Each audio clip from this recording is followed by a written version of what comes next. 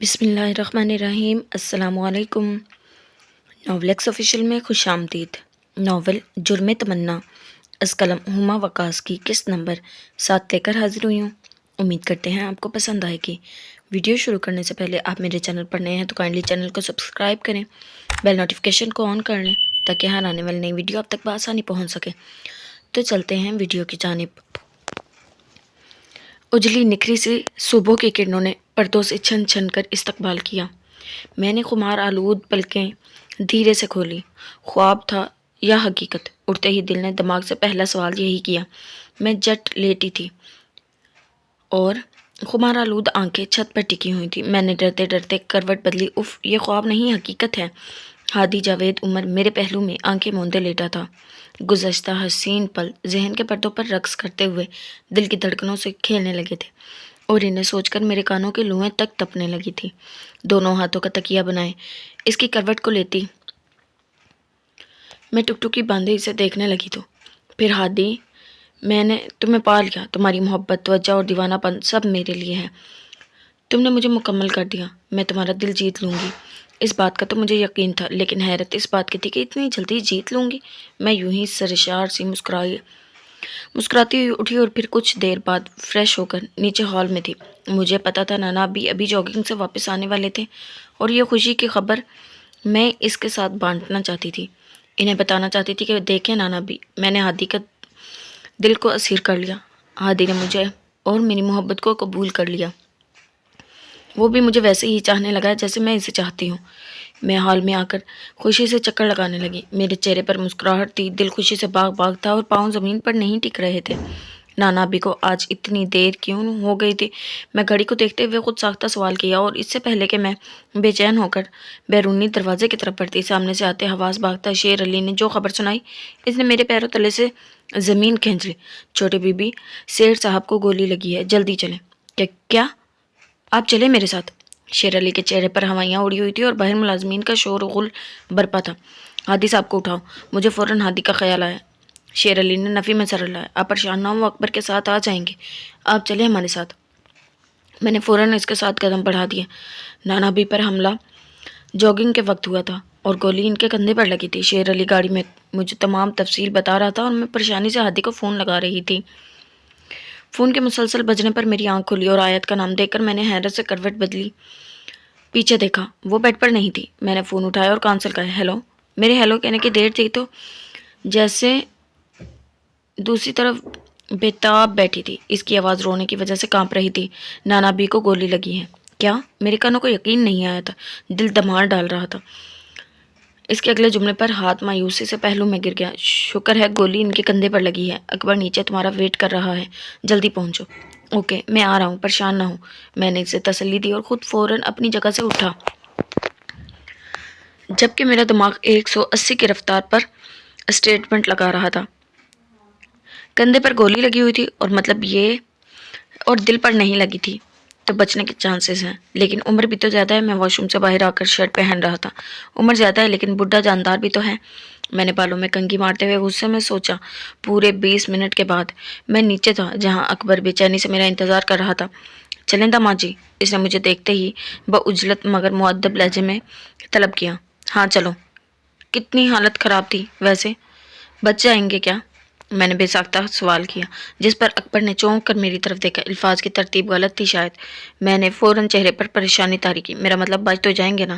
کندھے پر گولی لگی ہے، بچ جائیں گے، کچھ نہیں ہوگا ہمارے سیٹ کو، وہ روب سے بولا۔ میں نے بھی فوراً تائید میں سر ہلایا، لیکن دل تو یہی چاہ کہ بڈھا نہ ہی بچے تو اچھا ہے۔ ہم دونوں دو گارڈز اور ڈرائیور سمیت گاڑی میں بیٹھ گئے۔ اکبر میرے ساتھ پیچھے بیٹھا تھا۔ میں نے کنکیوں سے اسے دیکھتے ہوئے پھر سے سوال کیا، ویسے کون سے دشمن ہیں یہ سیٹ کے بھائی کے بیٹے ہونے کے دعوے دار ہیں؟ بہت سالوں سے دشمنی پال رکھی ہے، جائیداد میں حصہ مانگ رہے ہیں، جبکہ سیٹ بالاج نے تو کوئی شادی ہی نہیں کی تھی۔ یہ لوگ جھوٹے ہیں، کہتے کہ سیٹ بالاج نے اپنے بھائی سے چھپ کر شادی کی ہوئی تھی اور ان میں سے اب یہ دونوں بیٹے ہونے کا دعویٰ کر رہے ہیں۔ اکبر مجھے ساری تفصیل بتا رہا تھا اور میرے کان کھڑے ہو گئے تھے۔ اچھا، تو یہ ہیں وہ خاندانی دشمن جو سیٹ تاج ہمدانی کی جان لینا چاہتے ہیں۔ اکبر اپنی بات جاری رکھے ہوا تھا۔ آیت بی بی کے والدہ کو بھی انہی لوگوں نے مارا تھا۔ وہ لوگ کار ایکسیڈنٹ نہیں تھا، بلکہ ان لوگوں نے کیا تھا سب۔ میرے ذہن میں گھنٹیاں بجنے لگی۔ میں اگر آیت کو مرواتا ہوں تو بھی الزام بآسانی ان لوگوں پر آ سکتے ہیں اور میں بچ جاؤں گا۔ میں مبہم سا مسکرایا، لیکن اگلے ہی لمحے مسکراہٹ کو چھپا لیا۔ مبادہ اکبر مجھے ہنستے ہوئے نہ دیکھ لیں۔ وہ اب ڈرائیور کو کار پارکنگ میں لگانے کی بجائے سیدھا آگے لے جانے کو کہہ رہا تھا۔ ہم لوگ ہاسپٹل کے لابی میں پہنچے۔ استقبالیہ کاؤنٹر سے پتہ پوچھنا اور پھر چند منٹ بعد آپریشن تھیٹر کے باہر تھے، جہاں آیت کا رو رو کر برا حال تھا۔ سب مجھے گور گور کر دیکھ رہے تھے۔ پہلے تو مجھے سمجھ نہیں آیا، پھر اچانک ذہن میں خیال آیا کہ آیت کو چپ کروانا ہے۔ یہ خیال آتے ہی میں کسیانے پن سے آیت کے پاس جا بیٹھا۔ اب میں اسے کیسے چپ کرواتا؟ ابھی یہی سوچ رہا تھا، وہ میرے کندھے پر سر رکھ کے رونے لگی۔ یہ کیا ہو گیا ہادی؟ اچھا ہی ہوا جو بھی ہوا۔ میں بس چپ کر کے بیٹھا سوچ رہا تھا، اور وہ رونے کے ساتھ ساتھ بول رہی تھی، نانا ابھی کو کچھ ہوا تو میں مر جاؤں گی ہادی۔ نیکی اور پوچھ پوچھ، میرے تو دل کی مراد پوری ہو گئی تھی۔ میں نے ذہن میں ہمدانی ولاس سے ایک ساتھ دو جنازے اٹھتے دیکھے۔ میں دونوں پہلوؤں پر ہاتھ رکھے پرسکون کھڑا تھا۔ وہ رو رہی تھی، اب اسے جھوٹی تسلی دینی بھی تو ضروری تھی۔ ایسے مت بولو آیت، اللہ بہتر کرے گا۔ میں نے اس کے سر کو دھیرے سے تھپکتے ہوئے تسلی کے 2 بول بول ہی دیے۔ ہمیں وہاں بیٹھے 2 گھنٹے گزر گئے۔ جب ڈاکٹر باہر نکلا، میں اور آیت ایک ساتھ تیزی سے کھڑے ہوئے۔ میں ڈاکٹر کو اپنی طرف آتے ہوئے دیکھ رہا تھا۔ سوری، ہم پیشنٹ کو نہیں بچا سکے۔ یہ وہ الفاظ تھے جو میرے ذہن میں گردش کر رہے تھے۔ یقیناً ڈاکٹر ہمارے سامنے آ کر یہی کہنے والا ہو۔ وہ ہمارے سامنے آ کر کھڑا ہوا۔ ہم دونوں اپنی اپنی امید لیے ڈاکٹر کو دیکھ رہے تھے۔ مبارک ہو، پیشنٹ کی جان بچ گئی ہے۔ مجھے اپنے کانوں میں شیشہ کرچی کرچی ہونے کی آواز آئی تھی۔ ڈاکٹر اب آیت سے بات کر رہے تھے، لیکن میں اپنی امید ٹوٹنے کی تکلیف میں تھا۔ ہمیں بس ایک بات کا ڈر ہے، شاید اب سیٹھ صاحب کا ایک بازو اور ہاتھ صحیح سے کام نہ کرے۔ انہیں بھی کچھ ماہ تک مکمل بیڈ ریسٹ کی ضرورت ہے۔ آیت بغور ڈاکٹر کو سن رہی تھی۔ میں تو بس سر ہلا رہا تھا، مطلب اب سیٹھ صاحب بستر پر ہوں گے۔ آیت، ان کی تیمارداری پر اور میرا کام آسان ہو جائے گا۔ میں نے بھویں چکائی اور لب بھینچ کر سانس اندر اونڈیلی۔ لیٹس سٹارٹ ورک ہادی۔ نانا بھی ہاسپٹل میں تھے اور میں اور نانو ان کے ساتھ تھے۔ ہادی نے اس ساری پریشانی میں جس طرح مجھے سنبھالا، میری محبت اس کے لیے مزید بڑھ گئی تھی۔ میں نے اسے ولاس بھیج دیا تھا، کیونکہ ادھر کے کام دیکھنے کے لیے کوئی ہونا چاہیے تھا۔ نانا بھی کو ہوش آ گیا تھا اور میں اب ان کے سرہانے بیٹھی آنسو بہا رہی تھی۔ بس لاڈی، چپ کر جا، مجھے تمہارے آنسو زیادہ تکلیف دے رہے ہیں۔ شیر رویا نہیں کرتے۔ وہ نقاہت سے بول رہے تھے، مجھ سے انہیں اس حالت میں دیکھا نہیں جا رہا تھا۔ اگر آپ کو کچھ ہو جاتا تو میں کیا کرتی؟ یہ کون سے دشمن ہے جو اپنے ایسے جان کے پیچھے پڑے ہوئے ہیں؟ ہاتھ دھو کر کرنا کیا ہے، اپنے نانا کی جگہ لیتی۔ یہ سب تمہارا ہی تو ہے۔ وہ اتنی تکلیف میں بھی مسکراتے ہوئے کہہ رہے تھے۔ میں نے خفگی سے ان کو گھورا۔ نہیں، مجھے آپ چاہیے ہو۔ آپ کو کبھی کچھ نہیں ہوگا۔ اچھا یہ چھوڑو، ہادی کا بتاؤ کہاں ہے؟ وہ سر جھٹکتے ہوئے مستفسر ہوئے۔ انہیں پریشانی میں بھی میرے چہرے پر مسکراہٹ بکھر گئی۔ ہادی یہیں تھے میرے ساتھ، میں نہیں گھر بھیجا ہے کہ وہاں کوئی بھی نہیں ہے۔ ارے اس کا کیا اعتبار؟ نانا بھی نے تیور چڑھائے، سر کو دائیں بائیں حرکت دی۔ میں نے فوراً نفی میں سر ہلا دیا۔ اب ہے نانا بھی؟ میرے چہرے پر حیا کے سارے رنگ بکھر گئے۔ نانا بھی نے حیرت سے میری طرف دیکھا اور سوالیہ بھویں اٹھائی، جیسے یقین نہ آیا ہو۔ میں نے لب بینچے اور مسکراہٹ دباتے ہوئے سر جھکا لیا۔ وہ بھی مسکرا دیا۔ اچھا ہے، بہت اچھا ہے۔ ہادی تمہارے ساتھ ہے تو مجھے کوئی فکر نہیں ہے۔ میں نے تڑپ کر ان کی طرف دیکھا۔ کیسی باتیں کر رہے ہیں آپ کو؟ مجھے کسی کے سہارے نہیں چھوڑنا، یہیں رہنا ہے میرے پاس۔ ہادی آپ کی جگہ کبھی نہیں لے سکتا۔ وہ بس سر ہلا کر رہ گئے اور آنکھیں موند لی۔ میں بھی انہیں زیادہ بلانا نہیں چاہتی تھی، اسی لیے اپنی جگہ سے اٹھی اور کچھ دور صوفے پر بیٹھی نانو کے کندھے پر سر رکھ کر بیٹھ گئی۔ میں سیٹھ ہمدانی کی کرسی پر بیٹھا تھا۔ حالات میرے حق میں سازگار ہو رہے تھے، راہیں خود بخود کھلنے لگی تھی۔ پچھلے 3 دن سے مجھے جو کچھ پتہ چل رہا تھا وہ سب بہت حیران کر دینے والا تھا۔ سیٹھ ہمدانی پاکستان کا امیر ترین شخص تو تھا ہی، لیکن ساتھ ہی ساتھ کرپٹ ترین شخص بھی تھا۔ شیر علی اور دوسرے خاص بندے مجھ پر سب کچھ واضح نہیں کر رہے تھے، لیکن پھر بھی مجھے اندازہ ہو رہا تھا کہ یہاں بہت کچھ میری سوچ سے بھی زیادہ خطرناک ہے۔ اب تو میں کسی بھی صورت اس دلدل سے نکلنا چاہتا تھا، لیکن وہ بہت مشکل ہو چکا تھا۔ میرا پہلا قدم دولت سمیٹنا تھا، جس کے لیے مجھے بہت احتیاط سے کام لینا تھا۔ میں نے انہی 3 دن میں اپنا ایک خفیہ اکاؤنٹ کھلوایا، جہاں اب مجھے آہستہ آہستہ دولت اکٹھی کرنی تھی۔ آیت پچھلے 3 دنوں سے ہاسپٹل میں تھی اور میں ہمدانی ولاس میں تھا۔ موقع اچھا تھا تو میں کیسے فائدہ نہ اٹھاتا؟ مجھے آج 3را دن تھا۔ میں صبور سے رابطہ کرنے کی کوشش کر رہا تھا، لیکن اس کے والد مسلسل میرے نمبر کاٹ رہے تھے۔ میں نے مایوس ہو کر فون کو بیڈ پر پٹکا ہی تھا جب گھنٹی بجنے لگی۔ میں نے لپک کر فون اٹھایا اور دوسری طرف صبور ہی تھی۔ ہیلو، اس نے سخت لہجے میں ہیلو کہا تھا۔ اس کے لہجے میں موجود قرب میں محسوس کر سکتا تھا۔ کیسی ہو؟ میرے لہجے میں تڑپ تھی، شاید اس نے بھی محسوس کر لی تھی، اس لیے چند سیکنڈ کی خاموشی چھا گئی تھی اور پھر وہ کانپتی ہوئی آواز میں قریباً غرائی، کیوں بار بار فون کر رہے ہو؟ یہ بابا کا نمبر ہے، تمہارے کہنے پر ایک کارڈ ایسا چھپوا لیا ہے جس میں میرے نام کی جگہ نیہا کا نام لکھا ہے، پریشان مت ہو، کارڈ تمہاری بیوی کو مل جائے گا۔ میرا دل اس کے لہجے پر کٹ گیا تھا، میں نے تڑپ کر اس کی بات کاٹی۔ صبور پلیز ایسے مت بات کرو مجھ سے، تو اور کیسے کرو؟ تم بتاؤ۔ یہ کارڈ نکلی ہے ہادی جاوید، مگر یہ شادی اصلی ہے۔ عاصم میرے ماموں کا بیٹا ہے، بہت شریف ہے، مجھے میری تمام تر غلطیوں سمیت قبول کر رہا ہے، میں بہت خوش ہوں۔ اس کی آواز کانپ رہی تھی، وہ رو دینے کو تھی۔ میں نے بھاری لہجے میں پوچھا، تم سچ میں شادی کر رہی ہو؟ دوسری طرف تکلیف دہ خاموشی تھی۔ مجھے پتا تھا وہ آنسو ضبط کرنے کی کوشش کر رہی ہے اور ایسا ہونے میں اسے وقت تو لگ سکتا تھا۔ اور پھر چند سیکنڈ کے بعد اس کی مریل سے زکام زدہ آواز ابھری، ہاں صبور مجھے کچھ وقت دو پلیز، بس کر دو ہادی، جینے دو مجھے۔ وہ رو پڑی تھی اور اب میرا دل پھٹ رہا تھا۔ میں نے چیخ کر دہائی دی، جینا ہے تو تمہیں میرے ساتھ، میں آؤں گا صبور، میں یہاں سے نکل کر آؤں گا۔ وہ ایک دم سے پٹ پڑ، نہیں مت آنا، میں اپنے پیرنٹس کو مزید پریشان نہیں کر سکتی، میں شادی کرنے جا رہی ہوں ہادی، اور یہ میرا آخری فیصلہ ہے۔ آیت شادی پر آنا چاہتی تھی، اسی لیے آنا، اور پلیز اب اس نمبر پر میرے بابا کو تنگ مت کرنا، بائے۔ اس نے سخت لہجے میں کہہ کر فون بند کر دیا اور میں کسی بت کی مانند کمرے کی وسط میں کھڑا تھا۔ میں نے پوری قوت سے ہاتھ کو جھٹکا دیا اور فون کو دیوار پر دے مارا۔ میں سب ٹھیک کر دوں گا، لیکن اس میں وقت لگے گا، لیکن شاید اتنا کہ میں صبور کو ہمیشہ کے لیے کھو دوں گا۔ نانا ابی کو ہمدانی میں لاس آئے 2 ہفتے ہو چکے تھے اور اب انہی کی ضد پر میں اور ہادی فارم ہاؤس جا رہے تھے۔ نانا ابی ہمیں ہنی مون کے لیے باہر بھیجنا چاہتے تھے، لیکن میں انہیں اس حالت میں چھوڑ کر نہیں جانا چاہتی تھی، اس لیے ہم فارم ہاؤس چلے آئے۔ 3 گھنٹے کے سفر کے بعد ہم لوگ فارم ہاؤس پہنچے تھے۔ شادی کے فوراً بعد نانا ابی کی پریشانی نے مجھے ایسا گھمایا کہ میں ہادی کو وقت ہی نہیں دے پا رہی تھی، اور اب یہاں ہر لمحہ میں ہادی کے ساتھ گزارنا چاہتی تھی۔ یہ فارم ہاؤس میری فرمائش پر تیار کروایا گیا تھا اور یہی ہر چیز میری پسند کے مطابق تھی۔ میں ہادی کی باہوں میں بائیں ڈالے اسے سارا فارم ہاؤس دکھا رہی تھی۔ وہ انتہائی دلچسپی سے سب کچھ دیکھ رہا تھا۔ پسند آیا؟ میں نے محبت سے اس کے سینے پر ہاتھ پھیرتے ہوئے پوچھا۔ وہ اس وقت میرون شرٹ پر سیاہ سن گلاسز لگائے بہت خوبرو لگ رہا تھا، اور میرے پوچھنے پر اس نے محبت سے میری طرف دیکھتے ہوئے جواب دیا، بہت حسین تمہاری طرح۔ میں کھلکھلا کر ہنس دی اور پھر آنکھیں گھماتے ہوئے رازدارانہ انداز میں کہا، یہاں ایک سیکرٹ روم بھی ہے۔ ہم دونوں اب کمروں کے درمیان میں بنی راہداری سے ہوتے ہوئے مین ہال میں داخل ہو رہے تھے۔ سیکرٹ روم مطلب؟ میں سمجھا نہیں۔ اس نے ناسمجھی سے میری طرف دیکھا۔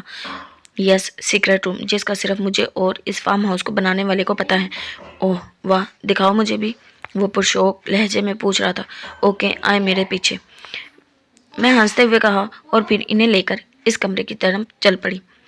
یہ 3 ہفتے میں میرے پاس بہت وقت تھا اور میں ساری پلاننگ کر چکا تھا۔ میں نے اپنے ایک پرانے کلاس فیلو کی مدد سے ایک ایسے بندے تک رسائی حاصل کر لی جس کے ذریعے میں آیت کو قتل کروا سکتا تھا۔ میں بس اب اس طرح کے موقع کی تلاش میں تھا جہاں میں مکمل طور پر احتیاط کے ساتھ سب کرتا، لیکن اسی دوران ہمیں فارم ہاؤس آنا پڑا، اور اب مجھے فارم ہاؤس کا خفیہ کمرہ دکھا رہی تھی اور میں اپنے ذہن میں سارا پلان ترتیب دے رہا تھا۔ وہ کمرے میں داخل ہوئی، میں اس کی تقلید کر رہا تھا۔ کشادہ بیڈ روم، خوبصورت بیش قیمت فرنیچر۔ وہ کپڑوں کی الماری کی طرف بڑھی اور میں یہ سوچ رہا تھا یہاں کہیں کسی دیوار میں خفیہ کمرے کا دروازہ ہوگا جو دیکھنے میں دیوار لگے گا۔ وہ ایک بٹن دبائے گی اور دروازہ کھل جائے گا، لیکن چند سیکنڈ کے بعد الماری کھولے کھڑی تھی۔ میں حیرت سے آگے بڑھا اور اس کے ساتھ جا کھڑا ہوا۔ یہ ایک کپڑوں کی الماری تھی جہاں کپڑے ہینگ ہوتے ہوئے وہیں کپڑوں کو سرکا کر ایک خفیہ دروازہ تھا جو دیکھنے میں بالکل دروازہ نہیں لگ رہا تھا۔ اس نے وہاں موجود چابی کے کی ہول میں لگائی اور دروازے کو دائیں سے بائیں سرکایا۔ میں حیرت سے سب دیکھ رہا تھا۔ وہ مسکراتی ہوئی پلٹی، اندر آؤ۔ میں اس کے پیچھے الماری میں سے ہوتا ہوا اس کمرے میں داخل ہو گیا۔ یہ ایک مکمل فرنشڈ بیڈ روم تھا جس کے ساتھ اٹیچ واش روم بھی تھا۔ ہادی دیکھو، یہ ساؤنڈ پروف ہے۔ وہ گھوم کر میری طرف مڑی اور دیوار پر ہاتھ پھیرتے ہوئے پرجوش لہجے میں بتانے لگی، دولت مند لوگوں کے لیے عجیب و غریب شوق ہوتے ہیں۔ اب بھلا اس کمرے کے بنانے کا کیا مقصد تھا؟ میں اب روچکاتے کمرے کا جائزہ لے رہا تھا۔ چھوٹا سا fridge, microwave oven, electric چولہا اور ایسے ہی بہت سی سہولیات سے لیس چھوٹا سا کمرہ تھا۔ جب یہ فارم ہاؤس بن رہا تھا میں نے ایک فلم دیکھی تھی، اس میں ایسے ایک کمرہ تھا، میں نے نقشے میں ساری تبدیلی کروائی اور یہ بنوایا، اور اب بیڈ پر بیٹھی میری طرف دیکھتے ہوئے فخریہ بتا رہی تھی، لیکن اس کا مقصد کیا ہے؟ بیکار نہیں یہ؟ میں نے کندھے اچکا کر ناپسندیدگی کا اظہار کیا۔ بیکار کیوں؟ چھپنے کے لیے بہترین جگہ ہے۔ وہ شریر نگاہوں سے دیکھتی ہوئی اپنی جگہ سے اٹھی اور آ کر میرے سامنے کھڑی ہو گئی، جیسا کہ کسی کا قتل کر دو اور یہاں آ کر چھپ جاؤ۔ اس نے قریب ہو کر میرا گربان تھامتے ہوئے سرگوشی کی، انداز ایسا تھا جیسے مجھے قتل کرنے کی بات کر رہی ہو۔ میں نے چہرہ پیچھے کیا تو وہ ہنس دی۔ ڈر کیوں رہے ہو؟ میں کون سا تمہارے قتل کی بات کر رہی ہوں؟ وہ گہری مسکراہٹ سمیت پیچھے ہوئی۔ میں نے کالر درست کیا، جبرن مسکرایا، لیکن ذہن کچھ اور سوچ رہا تھا۔ ہاں تم نہیں، میں تمہارا قتل کروں گا۔ تم اس دنیا سے چلی جاؤ گی تو ہی میری زندگی میں سکون آئے گا۔ میں نے اسے بازو سے تھام کر قریب کیا اور بھرپور اداکاری سے اس کی آنکھوں میں دیکھتے ہوئے اس کے چہرے سے بالوں کی لٹوں کو ہٹانے لگا۔ میں اسے فوراً قتل نہیں کروں گا، بلکہ پہلے وہ اغوا ہوگی، اس کے بعد اس کے نانا سے بھاری رقم وصول کروں گا اور پھر ہمیشہ کے لیے میری زندگی سے باہر ہو جائے گی، اور آیت قاسم حمدانی تمہارا یہ خفیہ کمرہ ہی تمہاری قبر ہوگا۔ میں مسکراتے ہوئے گہری سوچ میں تھا اور میرے سینے سے لگی آنکھیں موندے مسکرا رہی تھی۔ آئی لو یو ہادی، وہ مجھ سے محبت کا اظہار کر رہی تھی اور میں خاموش کھڑا تھا۔ چند سیکنڈ بعد میری طرف سے کوئی جواب نہ پا کر وہ پیچھے ہوئی اور خفا صورت بنائے ہوئے میری طرف دیکھا۔ میں ابھی بھی خیالوں میں گم تھا۔ تمہاری اس دوست کی شادی کب ہے؟ وہ اب شاکی نظروں سے میری طرف دیکھتے ہوئے پوچھ رہی تھی۔ میں چونکا اور اچانک مجھے یاد آیا کہ صبور نے نیہا کے نام سے جو کارڈ چھپوایا تھا اس کی ایک سافٹ کاپی مجھے واٹس ایپ کی تھی۔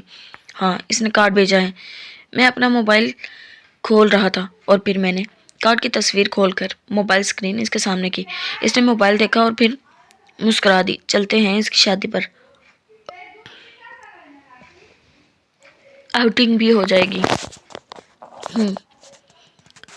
میں نے مختصراً جواب دیا اور پھر کمرے کا جائزہ لینے لگا۔ وہ بھی سر جھٹک کر میرے پاس آئی اور پھر محبت سے مخاطب ہوئی۔ چلیں اب باقی گھر بھی تو دیکھنا ہے۔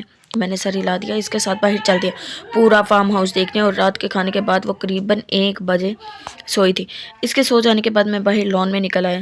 مدھم روشنیوں میں ڈوبا لان تھا اور میں سوئمنگ پول کے قریب لگی کرسی پر بیٹھ گیا۔ موبائل سے اسی آدمی عقیل ٹارگٹ کلر کا نمبر نکالا جس سے میں آیت کے قتل کی بات کر چکا تھا اور 5 لاکھ ایڈوانس بھی دے چکا تھا۔ ٹارگٹ کلنگ، سپاری، کرائے کے قاتل جیسے جرائم کسی بھی نام سے پکارے جائیں، ان کا مقصد ایک ہی ہوتا ہے کسی انسان کی موت۔ انسانوں کا موت کا یہ کھیل ساری دنیا میں جاری ہے، کراچی ہو یا بمبئی، دلی ہو یا لاہور، نیو یارک ہو یا لندن، ہر جگہ آپ کو کرائے کے قاتل مل جائیں گے۔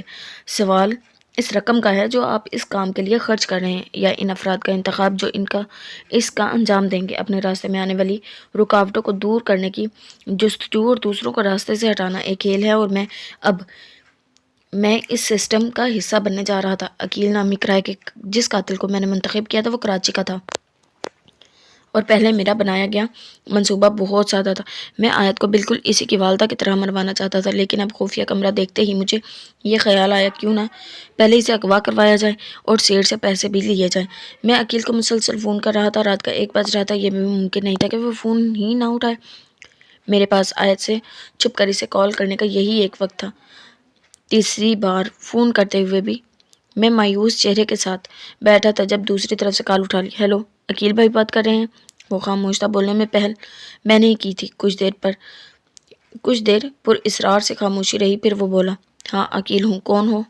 شعیب کا دوست ہوں، ہماری کچھ دن پہلے بات ہوئی تھی اور ایڈوانس بھی بھجوایا تھا۔ ہاں یاد ہے، عقیل نہیں بھولتا، پر تم اتنی رات کو فون کیا کہیں کام کینسل تو نہیں کرو گے؟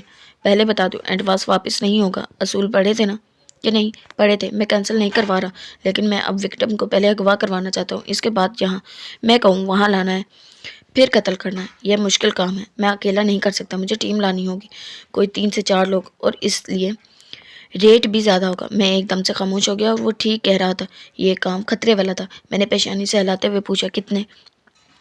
پہلے 25 لاکھ بولا تھا، اب 50 لوں گا۔ وہ روب سے بولا۔ میں گڑگڑا گیا، میرے اکاؤنٹ میں اب تک 30 لاکھ ہوئے تھے۔ پہلے تو تسلی تھی کہ 25 میں کام ہو جائے گا، لیکن اب 50۔ میں پریشانی میں کچلنے لگا۔ عقیل بھائی کچھ کم نہیں ہو سکتے؟ میں نے بے چارگی سے کہا، بیوی کو مروانے جا رہے ہو؟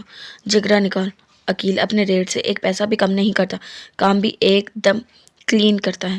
وہ دو ٹوک لہجے میں کہہ رہا تھا۔ میں نے فیصلہ کن گہری سانس خارج کی۔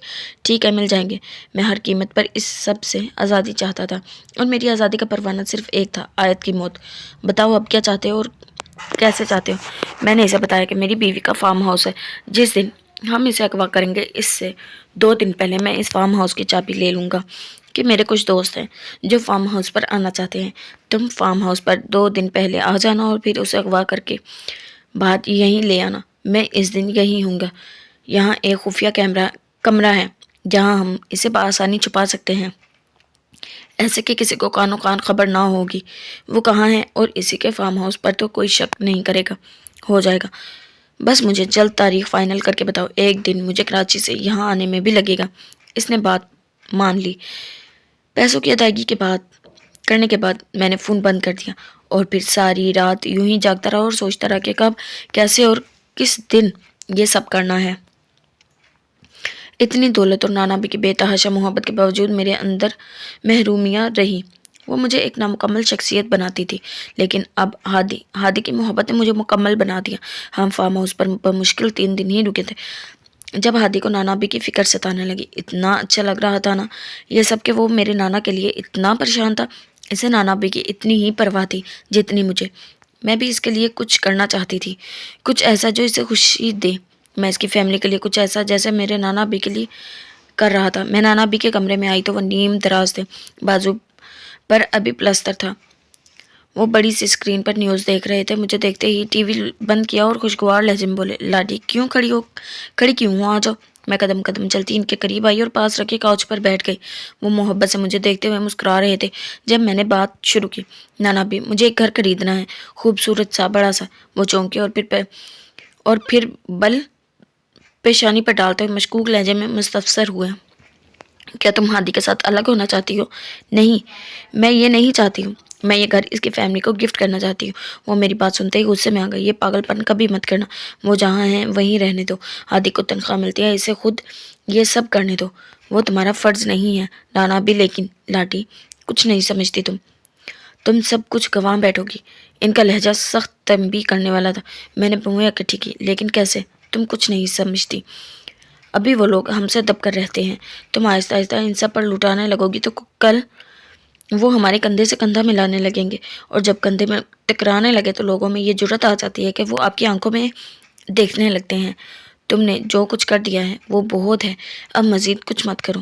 جی، میں نے اداسی سے سر ہلایا۔ میں تو ہادی کو کچھ دیکھنا چاہتی تھی، لیکن میں نانا بھی کی مرضی کے خلاف بھی نہیں جا سکتی تھی۔ اب ایسے منہ لٹکا کر کیوں بیٹھی ہو؟ ان کا لہجہ مضطرب تھا۔ میں نے اداس لہجے میں جواب دیا، ہادی آپ کے لیے اتنا کچھ کر رہا ہے، آپ کا خیال رکھ رہا ہے، بزنس دیکھ رہا ہے، مجھے خوش رکھتا ہے، تو میں اس کی فیملی کے لیے کچھ کرنا چاہتی ہوں۔ تو تم بھی رکھ لو اس کی ماں باپ کا خیال، وہاں جایا کرو، ان لوگوں سے ملا کرو۔ یہ کروڑوں کی مالیت کے تحفے تحائف اب یہ مت دو۔ اب ہادی تمہارا ہے، اسے جھکا کر رکھو، ہاتھ سے نکل گیا تو پچھتاؤ گی۔ مرزاد کا بھروسہ نہیں ہوتا۔ میں نے چونک کر چہرہ اوپر اٹھایا اور ان کی طرف دیکھا۔ انہوں نے گہری سانس لے کر اپنی بات کی تصحیح کی، جو مرد شوہر ہو۔ شاید اب میرا وقت شروع ہو چکا تھا، اس لیے ایک راہ سے دوسری راہ خود بخود نکل رہی تھی۔ میں بہت دن سے اسی سوچ میں لگا تھا کہ کون سا راستہ نکالوں، جب آیت نے میرے لیے یہ کام آسان کر دیا۔ وہ کسی شام میرے گھر والوں کے باہر دعوت دینا چاہتی تھی۔ موقع اچھا تھا، لیکن کیونکہ ہمدانی ولاس ہو، آفس ہو یا پھر گاڑی، اس کے گارڈز ہمیشہ ساتھ رہتے تھے۔ ہم لوگ اگر کسی ہوٹل میں فیملی کے ساتھ ہوں گے، خاص طور پر میری فیملی کے ساتھ، تو بآسانی وہاں گارڈز کی موجودگی کو اٹھا سکتا ہوں اور وہاں سے آیت اغوا ہوگی۔ میں نے اس کی دعوت والی بات پر خوشی کا اظہار کیا اور پھر اپنی مرضی کی تاریخ منتخب کی۔ اب اس سے پہلے مجھے فارم ہاؤس پر عقیل کو اپنے دوست بنا کر لانا تھا، مگر یہ بات نانا بی کا پتہ نہیں چلنی چاہیے تھی۔ ہم دونوں ہمدانی ولاس کے لان میں بیٹھے شام کی چائے پی رہے تھے جب میں نے کچھ جھجکتے ہوئے اس سے بات شروع کی۔ وہ بڑی نفاست سے چائے کا کپ لبوں سے لگائے بیٹھی تھی۔ آیت، وہ مجھے تم سے کچھ بات کرنی ہے، بولو۔ اس نے سوالیہ نگاہیں مجھ پر جمائی اور محبت سے مسکرائی۔ میں نے پہلو بدلا۔ اس کا بھروسہ جیت لینے کے باوجود میں محتاط رہنا چاہتا تھا۔ میرے کچھ دوست ہیں، میں نے جان بوجھ کر بات ادھوری چھوڑی اور پھر بات بدل دی۔ میرا مطلب ہے تمہارے فارم ہاؤس کے بارے میں بتایا تھا، وہ سب کسی فارم ہاؤس کا پلان بنا رہے تھے تو میں نے اس فارم ہاؤس کی بہت تعریف کی، تو وہ سب اسے دیکھنا چاہتے ہیں۔ وہ میری بات سن کر ایک دم خاموش ہوئی، چہرے کے تاثرات بھی سنجیدہ ہو گئے۔ میرا دل زور زور سے دھڑکنے لگا۔ اگر تمہیں اچھا نہیں لگا تو کوئی بات نہیں، میں نے اداس صورت بنائے کہا۔ وہ فوراً ہڑبڑا کر ہلکلائے، نہیں نہیں، ایسی کوئی بات نہیں، اور واقعی میرا نہیں بلکہ ہمارا فارم ہاؤس ہے۔ تم بتاؤ کب آ رہے ہیں تمہارے دوست؟ تیر سیدھا نشانے پر لگا تھا۔ میں نے گہری محبت پاش نظروں سے اسے دیکھا۔ آیت، ایک بات اور، میں چاہتا ہوں اس سب کے بارے میں نانا بھی کو نہ پتہ چلے، مطلب وہ کیا سمجھیں گے؟ ہاں یہی تو میں تم سے کہنے والی تھی، یہ بات نانا بھی کو نہیں پتہ چلنا چاہیے۔ اس نے میری بات کاٹ کر میرے ہی دل کی بات کہہ دی۔ اسے کہتے ہیں حالات کا آپ کے حق میں سازگار ہونا۔ میں نے اسے فیملی ڈنر سے 2 دن پہلے کی ڈیٹ دی اور پھر موقع ملتا ہی عقیل کو سارا منصوبہ سمجھا دیا۔ جس دن ہم فیملی کے ڈنر کے لیے نکلیں گے اس دن اسے ہوٹل سے اغوا ہوگی۔ اس کے اغوا ہونے اور پھر مرنے پر مجھے بھرپور اداکاری کرنی تھی، ایسی اداکاری کہ کسی کو مجھ پر شک نہ گزرے کہ اس کے اغوا اور قتل کے پیچھے میرا ہاتھ ہے۔ وہ گہری نیند میں تھی اور میں ہمارے کمرے سے ملحق سیٹنگ روم میں بیٹھا گوگل پر کچھ سرچ کر رہا تھا۔ میں نے موبائل پر ٹائپ کیا، how husband crying on wife death. مختلف یوٹیوب ویڈیوز میرے سامنے تھی۔ میں ان سب کی طرح چہرہ بنا کر رونے کی پریکٹس کر رہا تھا، مگر یہ سب مجھ سے کیسے ہوگا؟ میں نے پریشانی سے تھوڑی مسلی، آیت کے مرنے پر مجھے کیسے رونا آئے گا؟ میں پھر سے یوٹیوب پر ویڈیو سرچ کر رہا تھا، جب مجھے ایک ویڈیو اپنے کام کی لگی۔ ایک اداکار ایک چینل پر انٹرویو کے دوران بتا رہا تھا کہ مختلف سین شوٹنگ کرتے ہوئے جب اسے رونا آتا تھا تو وہ کیا کرتا تھا۔ میں غور سے اس کی ویڈیو دیکھنے لگا۔ میں نے کبھی رونے کے لیے ٹیئر ڈراپس کا استعمال نہیں کیا تھا، میں ہمیشہ نیچرل روتا ہوں۔ اس کے لیے میں اپنے ذہن کو ایسی یادوں میں لے جاتا ہوں جس نے زندگی میں مجھے سب سے زیادہ درد دیا ہو، بس پھر میں اس میں کھو جاتا ہوں اور اس کے بعد ذہن میں بیک کاؤنٹنگ گنتا ہوں 10 سے 1 تک۔ چلیں اب بھی میرے ساتھ یہ شروع کریں، لے جائیں خود کو ان لمحوں سے، اس لمحے، اس یاد میں۔ اب آنکھوں میں اس منظر کو رکھیے اور گنیں گے 10، 9، 8، 7۔ میں یہ ویڈیو بار بار دیکھ رہا تھا اور رونے کی پریکٹس کر رہا تھا۔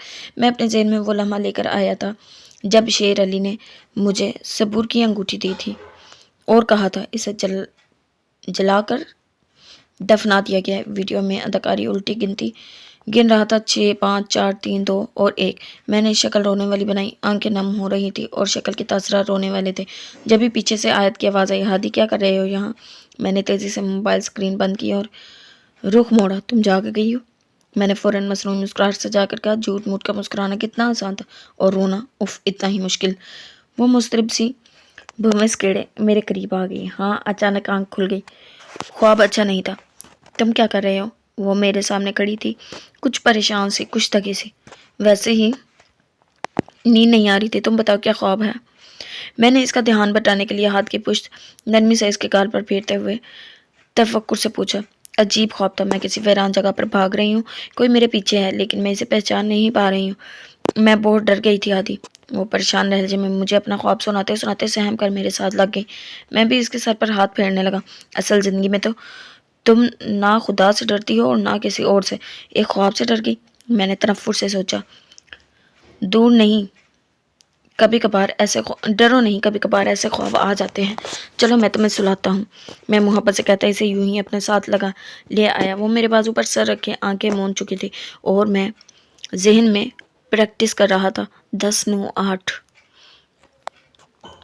میں کار میں ہادی کے ساتھ بیٹھی بار بار اسے دیکھ رہی تھی۔ ہم لوگ ہمدانی ویلا سے ہوٹل کے لیے نکلے تھے اور ابھی راستے میں تھے۔ ایک گاڑی ہادی کے گھر سے اس کی فیملی کو لا رہی تھی، لیکن وہ پریشان کیوں تھا؟ اسے تو خوش ہونا چاہیے تھا۔ میں اس کی فیملی کو دعوت دے رہی تھی، اس کے دوستوں کو اس کے کہنے پر فارم ہاؤس میں ٹھہرایا تھا۔ زیادہ دیر رہا نہیں گیا تو میں نے پوچھ ہی لیا، ہادی کیا ہوا؟ پریشان کیوں ہوں؟ سب ٹھیک ہے نا؟ میں نے محبت سے اس کے ہاتھ پر ہاتھ رکھا۔ وہ چونکا، شاید کسی خیال میں تھا۔ میں ٹھیک ہوں۔ ویسے ہی کل رات فارم ہاؤس پر دوستوں کے ساتھ جاگتا رہا تو نیند پوری نہیں ہوئی۔ وہ واقعی تھکا ہوا لگ رہا تھا اور اب اپنی پیشانی کو سہلا رہا تھا۔ تو بتا دیتے، آج کا پروگرام کینسل کر دیتے، کسی اور دن رکھ لیتے۔ کیوں؟ نہیں، ایسا کبھی نہیں، کوئی تھکا ہوا نہیں ہوں، بس کچھ پریشان بھی ہوں۔ کس بات کو لے کر؟ میں نے پریشانی سے پوچھا۔ وہ کچھ دیر خاموش رہا اور پھر ڈرائیور کے ساتھ بیٹھے گارڈ کو دیکھ کر قدرے دھیمے لہجے میں بولا، یہ گارڈز، یہ سب میری فیملی کے ساتھ تھوڑا عجیب نہیں ہے؟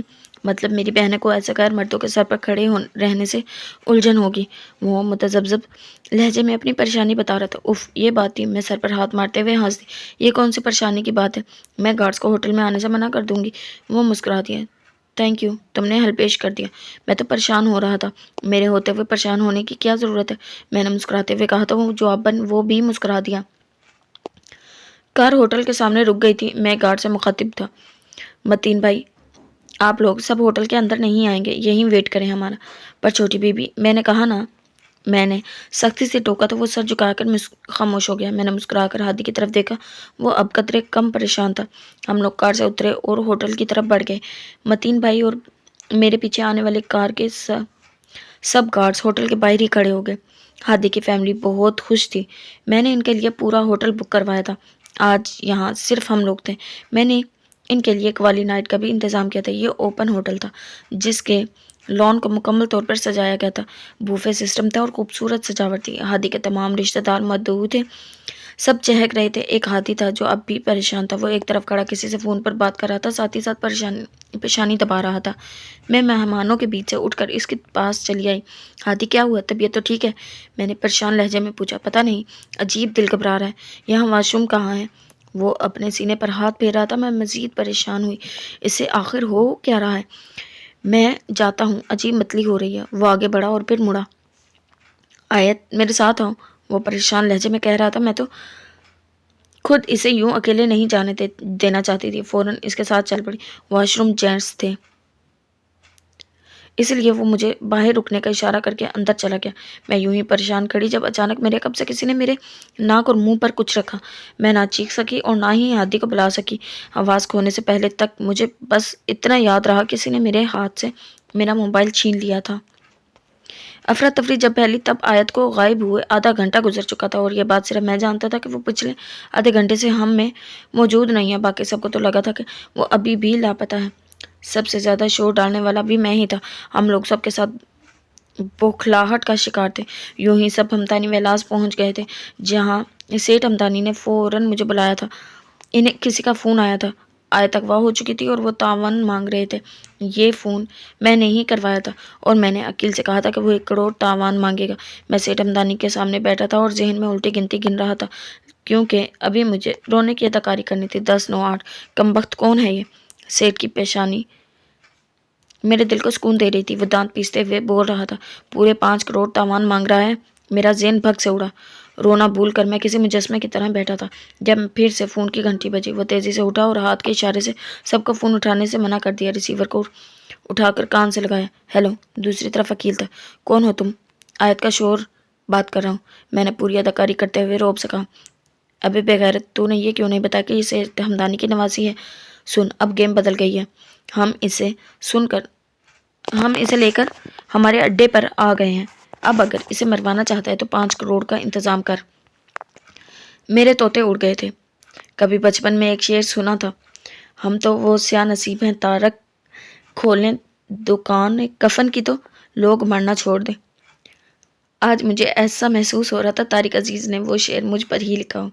مطلب کہ سیٹھ اور آیت ہمدانی جیسے لوگ کچھ بھی کرنے چلتا ہے ہم جیسا، اگر ان جیسے لوگوں سے پلہ بجاڑے تو ساری دنیا کا ایک طرف خدائی بھی ہمارے خلاف ہو جاتی ہے۔ فون بند ہو چکا تھا اور میں یوں ہی ساکن کھڑا تھا۔ داماد جی پریشان نہ ہو، چھوٹی بی بی کو کچھ نہیں ہوگا۔ مجھے اپنے قریب سے شیر علی کی بازگشت سنائی دی، یعنی کہ مجھے کوئی جھوٹی اداکاری کے جوہر نہیں دکھانے پڑیں گے۔ اور میری ایسی حالت دیکھ کر سب کو یہی لگا تھا کہ میں آیت کے اغوا ہو جانے پر صدمے کا شکار ہوں۔ علی اور متین مجھے تھام کر صوفے تک لائے اور سیٹھ کے سامنے بٹھا دیا۔ اماں، ابا اور باقی لوگ کچھ دیر ہمدانی ویلاس میں رہے اور پھر گھر چلے گئے۔ ہر شخص افسردہ اور دلگیر تھا، لیکن میری حالت سب سے الگ تھی۔ میں اماں ابا کو رخصت کرنے کے بہانے باہر نکل آیا تھا اور پھر سب سے نظر بچا کر ایک خاموش گوشے میں آ گیا۔ عقیل کا نمبر ملا اور پہلو میں ہاتھ رکھے متذبذب سا اس کے فون اٹھانے کا انتظار کرنے لگا۔ اس نے پہلی ہی کال پر فون اٹھا لیا۔ میں نے دانت پیستے ہوئے بات شروع کی۔ تم نے مجھے دھوکہ دیا۔ ابھی چپ، دھوکہ تو تم نے مجھے دیا۔ اتنی مالدار اسامی کا داماد ہے اور مجھے صرف 50 لاکھ میں تنخواہ رہا تھا۔ اب عقیل صحیح سودا کرے گا، 5 کروڑ پہنچا اور اس کا کام تمام ہو جائے گا۔ وہ انتہائی بد لحاظی سے مخاطب تھا۔ بھلا ایسے لوگوں سے تمیز کی توقع ہو سکتی تھی کیا، جن کے لیے یہ سب کچھ پیسہ ہو؟ میرا سانس لینا بھی دشوار ہو گیا۔ اب مجھے احساس ہو رہا تھا کہ میں بہت بڑی غلطی کر چکا ہوں۔ اوکے 5 کروڑ بھی پہنچ جائیں گے لیکن میرا نام کہیں نہیں آنا چاہیے۔ آیت کہاں ہے؟ میں سرگوشی میں بولا۔ اوہ بڑی فکر ستا رہی ہے۔ ویسے ایک بات ہے، تو دنیا کا کوئی بہت ہی بڑا بیوقوف انسان ہے۔ اتنی حسین بلا کو بھلا کون پیچھے چھڑواتا ہے؟ اس کا لہجہ نہایت عجیب لگا۔ میرے دماغ کی رگیں چھٹکنے لگی۔ اس پل مجھے احساس ہوا کہ میں نے اپنے بدلے کی آگ بجھانے کے چکر میں آیت کو کس آگ میں جھونک دیا تھا۔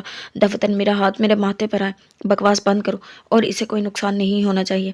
میں ہلکلایا۔ وہ خباثت سے کہکا لگا کر ہنسنے لگا۔ ہاں ہاں ہاں، اچھا خوب کہی جینٹلمین، جان سے مار دوں، جان سے مارنے سے بڑا کیا نقصان ہوگا؟ تجھے تو وہ خلاص چاہیے تھی نا، تو اس سے پہلے کیا ہوتا ہے؟ اس سے کیا لینا دینا؟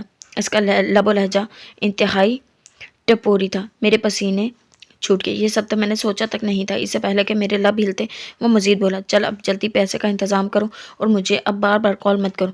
بھائی فون بند ہو چکا تھا اور میں گہرے گڑھے میں گر چکا تھا۔ میں نے کیا کر دیا تھا؟ مجھے ایسا لگ رہا تھا میں دوزخ کی آگ میں جل رہا ہوں۔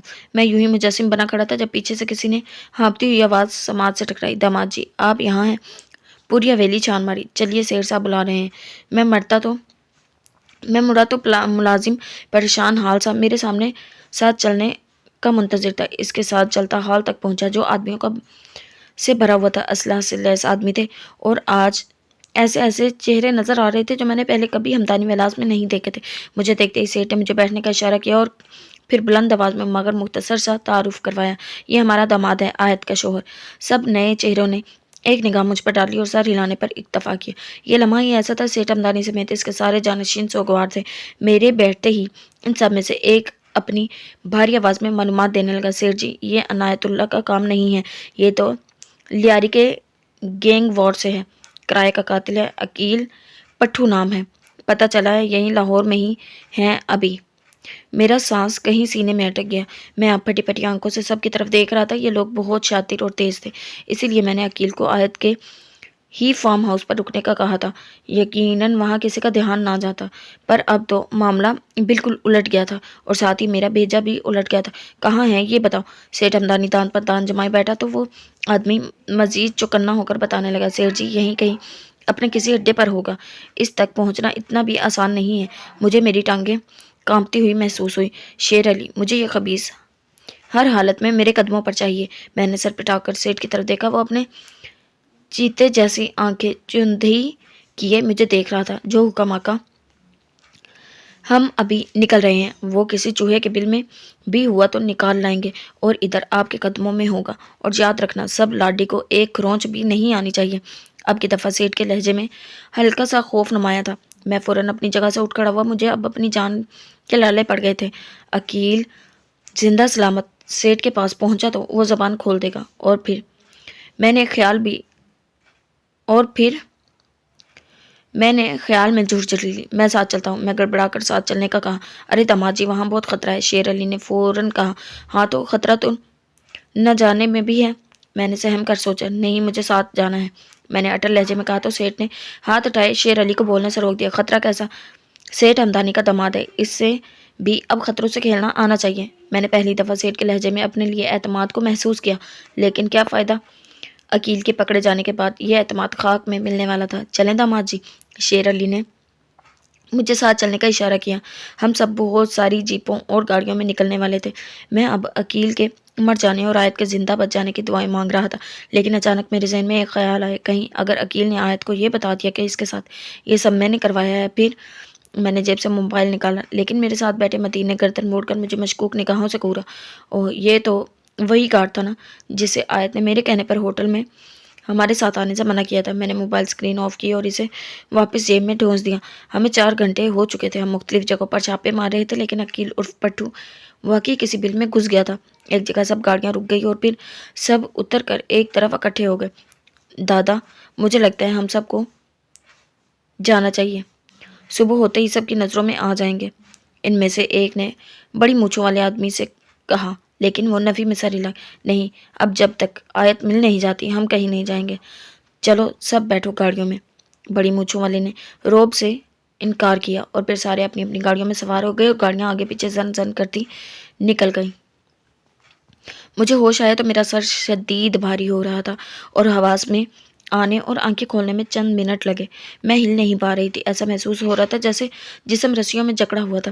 بند آنکھوں میں ہی مجھے آہستہ آہستہ سب یاد آنے لگا۔ ہادی کی طبیعت خراب ہونا، میرا ہادی کے ساتھ ریسٹ رومز کی طرف جانا اور پھر اچانک حملہ ہونا۔ میں نے آہستگی سے آنکھیں کھولیں۔ یہ نیم تاریخ پرانا سا کمرہ تھا جہاں کاٹ کباڑ تھا اور ایک کرسی سے بندھی ہوئی تھی۔ جیسے جیسے میرے حواس بحال ہونے لگے، جسم میں خوف کے احساس کی سوئیاں چبھنے لگیں۔ میں اغوا ہو چکی تھی۔ نانا بھی، ہادی، میں نے اونچی آوازوں میں پکارا۔ دل خوف سے لرزنے لگا تھا۔ میں نے اپنی زندگی میں اس سے زیادہ خوفناک لمحہ کبھی نہیں دیکھا تھا۔ میں نے خود کو زور زور سے جھٹکے دینے شروع کیے۔ میرے ہاتھ، کمر اور پاؤں بندھے ہوئے تھے۔ میں اونچی آواز میں چیخنے لگی، کھولو مجھے، کھولو، کوئی ہے، باہر نکالو مجھے۔ میں اتنی اونچی آواز میں چیخ رہی تھی، میرا گلا درد کرنے لگا تھا، لیکن میں مسلسل چیخ رہی تھی۔ ایک جھٹکے سے لکڑی کا دروازہ کھلا اور کسی نے میرے چہرے پر ٹارچ ماری۔ اتنی تیز روشنی سے میری آنکھیں چندھیا گئی تھیں، جنہیں میں نے سختی سے مینچ لیا۔ قدموں کی چاپ اور ٹارچ کی روشنی میرے بہت قریب آ گئی تھی اور پھر کسی نے تھوڑی سے پکڑ کر میرا چہرہ ایک جھٹکے سے اوپر کیا۔ میں نے بمشکل آنکھیں کھولی، مگر مجھ پر جھکا چہرہ کسی آدمی کا تھا۔ حسین، بہت حسین بلا ہو تم۔ وہ میری ٹھوڑی کو تھامے میرے چہرے کو دائیں بائیں گھما رہا تھا۔ ایک دم سے میری ریڑھ کی ہڈی میں سنسناہٹ ہونے لگی۔ لاشعور خطرے کی گھنٹیاں بجانے لگی۔ کون ہو تم؟ چھوڑو مجھے، تم نہیں جانتے میں کس کی بیٹی ہوں۔ میں نے ہلکلاتے ہوئے اسے دھمکانے کی کوشش کی، جس پر اس کا بلند بانگ کہکا گونجا۔ پورے 2 منٹ کے کہکے کے بعد اس نے میرا چہرہ سختی سے دبوچا اور اپنا بدبو کے پھبکے اڑاتا منہ قریب کیا۔ جانتا ہوں، بہت اچھی طرح جانتا ہوں، سیٹ تاج ہمدانی کی اکلوتی وارث۔ اتنی بدبو سے میرا دل تیزی سے متلانے لگا، لیکن شاید اسے اس بات کا احساس نہیں تھا، اسی لیے وہ مجھ پر یوں ہی جھکا ہوا تھا۔ کسی نے تجھے مارنے کی سپاری دی ہے، بے قدر نے قیمت بہت کم لگائی تھی، پر فکر نہ کر، ہمیں قیمتی چیزوں کا مول لگانا خوب آتا ہے۔ میری برداشت جواب دے چکی تھی اور خالی معدے سے اچھل کر ابکائی باہر آئی اور سیدھی مجھ پر جھکے شخص کے چہرے پر جا پڑی۔ وہ اچھل کر پیچھے ہوا اور میں اپنی گردن جھکائے مزید متلی کر رہی تھی۔ وہ اپنے چہرہ صاف کرتا ہوا چیخا، ابے پاگل کی بچی، کدھر گدی کہیں کی، کیا کیا؟ دل تو چاہ رہا تھا ابھی تیری کھوپڑی اڑا دوں۔ میری گردن ایک طرف ڈھلک گئی تھی، مجھے چکر آ رہے تھے۔ پلیز کھولو مجھے جانے دو۔ میری آواز لرز رہی تھی۔ بکواس بند کرو اپنی، دروازے سے چیخا اور پھر اپنے پاس کھڑے آدمی سے مخاطب ہوا، صاف کر اسے اور لے کر آ میرے کمرے میں، اس کی تو اکڑ نکالتا ہوں میں۔ میرے کان کھڑے ہو گئے، تمام حصے چاقو چوبند ہو گئے۔ مجھ پر جھکنے والا شخص جا چکا تھا اور دوسرا آدمی بھی اس کے پیچھے باہر نکل گیا۔ یہ قدرتی عمل ہے کہ جب آپ خوف اور خود کے خطرہ محسوس کرتے ہیں تو آپ کی تمام حصے چکنی ہو کر زیادہ تیزی سے کام کرنے لگتی ہیں۔ میرے ساتھ بھی کچھ ایسا ہی ہوا تھا۔ میری تمام حصے تیز ہو گئی تھی اور وجود صنف نازک سے صنف آہن جیسی کارکردگی دکھانے لگا تھا۔ میں پوری قوت اور بازوؤں کو جھٹکے دے رہی تھی۔ کرسی کے کڑکنے کی آواز کے ساتھ ساتھ مجھے پیروں کے نیچے کانچ کی چبھنے کی آوازیں آ رہی تھی۔ میں ایک دم رکی اور ذہن میں ایک خیال گوندا، لیکن اس میں خطرہ بھی تھا۔ مجھے کرسی سمیت نیچے گر کر کسی کانچ کے ٹکڑے کو اٹھانا تھا اور پھر اس سے رسی کو کاٹنا تھا۔ کیا میں ایسا کر سکتی ہوں؟ میں نے ایک لمحے کے لیے سوچا اور پھر اگلے ہی پل میں فیصلہ کر لیا کہ مجھے خود کی عزت اور جان بچانے کے لیے رسک لینا ہی ہے۔ میں نے بندھے ہوئے دونوں پاؤں اوپر اٹھائے اور پوری قوت سے جسم کو جھٹکا دیا۔ ایسا کرنے کی تیسری بار میں ہی میں کرسی سمیت نیچے فرش پر تھی۔ مجھے اپنے بازو میں کوئی نکیلی چیز گھسنے جیسا محسوس ہوا۔ اس کے علاوہ بھی جسم کے مختلف حصوں میں چبھن ہوئی، لیکن بازو کی تکلیف اتنی شدید تھی کہ بے اختیار میرے منہ سے چیخ نکل گئی، لیکن شاید وہاں کوئی نہیں تھا۔ میں نے گہرے گہرے سانس لیے، تکلیف کے اثر کو زائل کرنے کی کوشش کی اور میرے بندھے ہوئے ہاتھوں کو زمین پر پھیرنے لگی۔ مجھے کانچ کا کوئی ٹکڑا اٹھانا تھا اور چند منٹ کی کوشش کے بعد ایک ٹکڑا میرے ہاتھ میں تھا۔ میں اسے رسی پر گھسا رہی تھی اور ابھی رسی پوری طرح کٹی نہیں تھی کہ مجھے قدموں کی چاپ سنائی دینے لگی۔ میرا دل زور زور سے دھڑکنے لگا۔ چند منٹ کے بعد میں نے کسی کو پانی کی بالٹی اٹھائے کمرے میں آتے دیکھا۔ میں ابھی بھی رسی کاٹنے میں لگی ہوئی تھی۔ اس آدمی نے مجھے گرا ہوا دیکھا تو ایک لمحے کے لیے ٹھٹکا اور پھر سر جھٹک کر آگے بڑھا اور پوری بالٹی مجھ پر انڈیل دی۔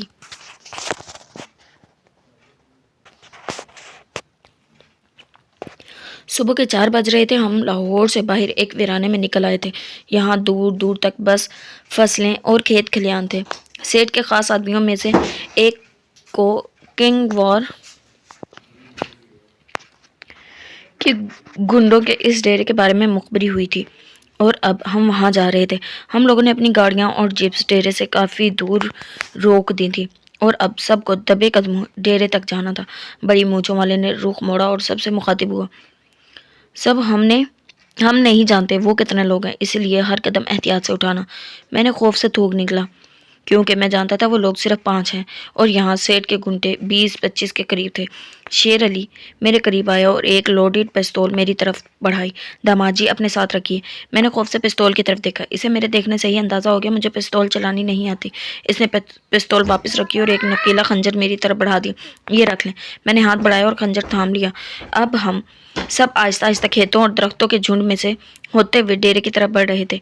डेरे के बाहर खड़ी वैन को देखकर ही सबको पता चल गया था बिलाखिर सही जगह पर पहुंच गए हैं। दादा बड़ी मूंछों वाला के इशारे पर सबने डेरे के घेरा बनाया। दादा और अली शेर आगे आगे थे। कुछ देर में ही दादा के इशारे पर हम दरवाज़ों को तोड़ते हुए डेरे के अंदर दाखिल हुए। मगर ये क्या, वहाँ कोई नहीं था, लेकिन वहाँ के हालात शहादत दे रहे थे कि आयत और वो गुंडे कुछ देर पहले यहीं थे। हम सब खाली कमरों में घूम रहे थे। एक कमरे में आकर सब ठटक कर रुके। वहाँ एक कुर्सी उल्टी हुई थी और खून से कमरे का फर्श लथपथ था। शेर अली की कांपती सी आवाज़ हुई, छोटी बीबी। मतीन जल्दी से आगे बढ़ा और फर्श पर बैठकर खून को गौर गौर से देखने लगा। हम लोग इसी कमरे में खड़े थे जब पीछे से किसी की आवाज़ आई, कोई नहीं है यहाँ। दूर दूर तक वैन खड़ी है, लेकिन एक गाड़ी के टायरों के निशान हैं जो यहाँ से सड़क तक जाते हैं। दादा और शेर अली एक साथ मुड़े थे और मैं अब बगौर जायजा ले रहा था। क्या आयत को मार दिया इन लोगों ने? पूरे कमरे में फैले खून से तो यही अंदाज़ा था। मतीन खून के कुछ कतरे एक खाली पानी की बोतल में डाल रहा था। दूर कहीं फजर की अजानें सुनाई दे रही थी। चलो अब वापस सेठ के पास, अब इनका फ़ोन आएगा तो ही अंदाज़ा होगा कि क्या हुआ है यहाँ, दादा ने परेशानी से थोड़ी मसलते हुए कहा। और फिर हम सब वापस अपनी गाड़ियों में और जीपों तक आ गए। हम सब हमदानी वेलास पहुंचे। सुबह के 7 बज रहे थे। मैं सबसे नज़र बचाकर बार बार अकील का नंबर मिला रहा था, लेकिन दूसरी तरफ से फ़ोन बंद आ रहा था। ब्लड टेस्ट की रिपोर्ट आने के बाद से हवेली में जैसे कहराम मच गया। वो खून आयत का ही था, मतलब इनसे ही आयत का कत्ल हो गया था, इसीलिए वो लोग वहाँ से भाग गए थे और दोबारा फ़ोन भी नहीं किया था। लेकिन अकील मुझसे तो आयत को मारने के लिए ही पैसे लेना चाहता था। ज़हन पूरी तरह मफ था। वो लोग सब फिर से आयत की खोज में निकल चुके थे, लेकिन इस बार मैं साथ नहीं गया था। सेठ हमदानी की तबीयत बहुत ख़राब थी, इसलिए मैं विलास में ही रुक गया था। डॉक्टर ने सेठ को नींद का इंजेक्शन दिया तो मैं भी आयत के कमरे में आ गया। मेरे दिल पर एक बोझ बढ़ने लगा। आयत का वो खून मेरे जहन से चिपक कर रह गया था। मुझे समझ नहीं आ रहा था जिस लम्हे का मुझे शिद्दत से इंतज़ार था, वो मुझे खुशी क्यों नहीं दे रहा। मैं इन्हीं सोचों में उलझा था कि मेरे फ़ोन की घंटी बजी। मैंने उज्जलत जेब से फ़ोन निकाला कि शायद अकील की कॉल हो, लेकिन दूसरे तरफ नीलम का नंबर जगमगा रहा था। मैंने बहस करी, कुछ हैरत से कॉल उठाई और फ़ोन कान से लगा लिया। हेलो हादी। दूसरी तरफ सबूर थी। सबूर? हाँ मैं हूँ हादी। वो रो रही थी। सबूर क्या हुआ, रो क्यों रही हो? और ये नीलम का नंबर? कहाँ हो तुम? हादी मैं लाहौर में हूँ। तुम्हारी शादी? मैंने हैरत से पूछा। नहीं हुई। मैंने इनकार कर दिया। मैं ऐसे कैसे किसी से शादी कर सकती हूँ? मैं ऐसा नहीं कर सकती थी आदि। वो फूट फूट कर रो रही थी। मैं साकिन था और वो बोल रही थी, मुझे बाबा ने कहा यहाँ से चली जाओ। अगर तुम हादी से ही रिश्ता रखना चाहती हो तो हमसे तुम्हारा कोई रिश्ता नहीं। आदि प्लीज़ तुम छुप कर मुझसे निकाह कर लो, मैं बाबा को मना लूँगी। वो एक दिन के लिए लाहौर आएंगे और हमारा निकाह हो जाएगा।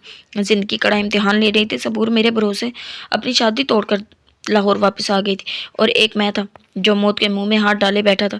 आयत मर चुकी थी या नहीं ये मैं नहीं जानता था, लेकिन ये तो तय था उसे मिलते ही मैं इस दारे फानी से कूच करने वाला था। सब अजीब था।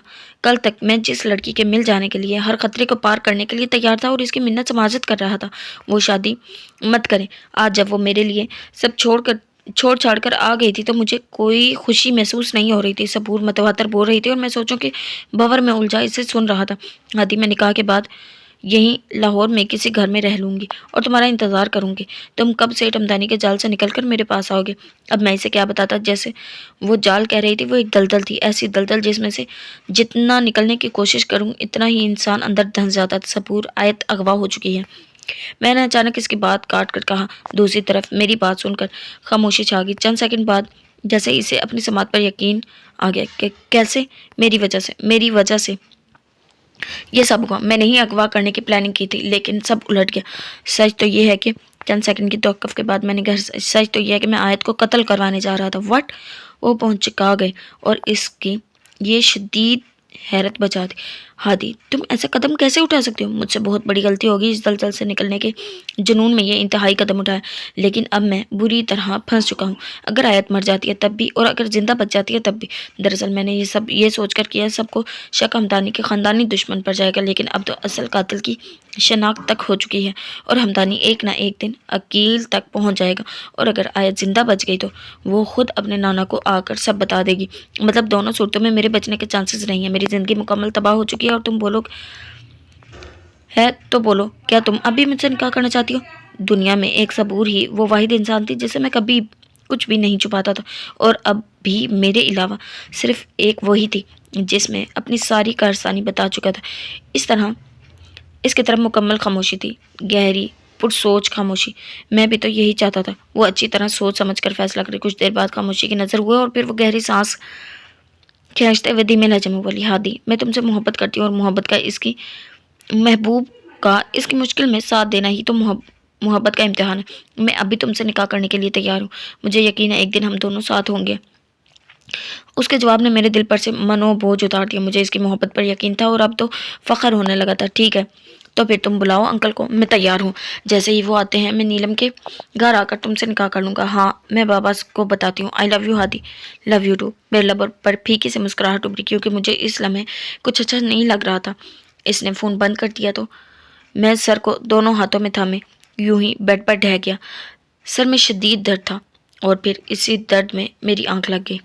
یہ میری زندگی کا بدترین اور تکلیف دہ لمحہ تھا۔ میرے بازو میں کانچ کا ایک بڑا ٹکڑا پیوست تھا اور میں پانی میں بھیگ چکی تھی۔ مجھ پر بالٹی انڈیلنے والا درندہ اب مجھے اس بے بس حالت میں دیکھ کر ہنس رہا تھا۔ میں نے اس نے بازو سے تھام کر اوپر کیا اور میری کمر کو اور پاؤں کو کرسی پر سے کھولنے لگا۔ میں نے اپنے ہاتھ میں پکڑے کانچ کے ٹکڑے کو ہتھیلیوں کے درمیان چھپا لیا۔ مبادا وہ ٹکڑا دیکھ لیتے اور اسے اندازہ ہو جاتا کہ میرے ہاتھوں کی رسی بس کھلنے ہی والی تھی۔ کمر کے گرد بندھی رسی کھولنے کے بعد سے اس نے میرے پیر بھی کھول دیے۔ اب وہ مجھے ایک بازو سے تھامے گھسیٹتا ہوا لے جا رہا تھا اور میری تمام تر توجہ بندھے ہاتھوں کی رسی کو کاٹنے پر تھی۔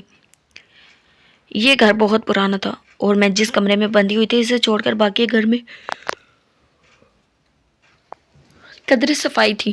میں کن اکھیوں سے ارد گرد کا جائزہ لے رہی تھی۔ اگر میں یہاں سے بھاگوں تو کہاں سے بیرونی دروازہ ہوگا؟ 2 منٹ کے بعد ہی مجھے ایک کمرے میں لے آیا جہاں پہلے سے ہی وہ خبیث شخص موجود تھا جس پر کچھ لمحے پہلے میں نے کہہ کی تھی، ابھی پاگل کی اولاد، یہ کیا حال بنا دیا اس کا۔ وہ میری اتنی بری حالت دیکھ کر تیش میں آ گیا۔ میرے کپڑے، بازو اور چہرہ سب پر خون تھا اور بازو میں سے تو باقاعدہ خون بہہ رہا تھا۔ دادا، میں نے کچھ نہیں کیا۔ میں گیا تو اس کی کرسی الٹی ہوئی تھی تو فرش پر پڑی ہوئی تھی۔ وہ دونوں بحث میں لگے ہوئے تھے اور میں تیزی سے رسی کاٹنے میں لگی ہوئی تھی۔ بالآخر میں کامیاب ہو گئی، لیکن اس پل میں کچھ کرنے کی ہمت نہیں کر رہی تھی۔ ابھی نکال اس کے بازو سے کانچ کا ٹکڑا، اس نے میرے پاس کھڑے آدمی کو حکم دیا، اور جیسے ہی اس نے رخ میری طرف موڑا اس کی نظر میرے کھلے ہوئے ہاتھوں پر پڑی تھی، اور اس سے پہلے کہ وہ کچھ بولتا میں نے پوری قوت لگا کر ہاتھ میں پکڑا کانچ کا ٹکڑا اس کی گردن میں پیوست کر دیا۔ وہ تڑپا اور خون کا فوارہ سا چل کر میرے چہرے کو رنگ گیا۔ میں نے ایک پل کی بھی دیر کیے بنا اس دوسرے آدمی پر دھکا دیا اور بھاگی، لیکن اس شخص نے فرش پر گرتے گرتے ہی فائر کیا۔ گولی میرے کندھے کو چھوتے ہوئے گزری، لیکن ساتھ ہی میں ڈگمگائی اور بھاگتی ہوئی واپس اسی کمرے میں آ کر دروازے کی اوٹ میں چھپ گئی جہاں مجھے باندھا گیا تھا۔ میرے بازو اور کاندھے سے خون بہہ رہا تھا۔ پورے گھر میں ایک دم شور برپا ہو گیا۔ نوید کو ہاسپٹل لے کر جا، ہم اس لڑکی کو ڈھونڈتے ہیں۔ سارے دروازے کھلے تھے اور باہر بھاگ گئی تھی۔ میں جس دروازے کی اوٹ کے پیچھے چھپی ہوئی تھی وہاں سے ایک طرف کھلتی کھڑکی کا منظر صاف نظر آ رہا تھا۔ ان میں سے 2 آدمی زخمی کو ایک کار میں بٹھا رہے تھے اور باقی یقیناً باہر کھڑے ادھر ادھر مجھے دیکھ رہے تھے۔ ان کے وہم و گمان میں بھی نہیں ہوگا کہ میں واپس اسی کمرے میں آ گئی ہوں گی۔ وہ دونوں ایک دوسرے کو اشارے سے سمجھا رہے تھے کہ ایک دائیں طرف جائے اور دوسرا بائیں طرف۔ وہ باغ میں مجھے تلاش کر رہے تھے اور میں گھر میں تھی۔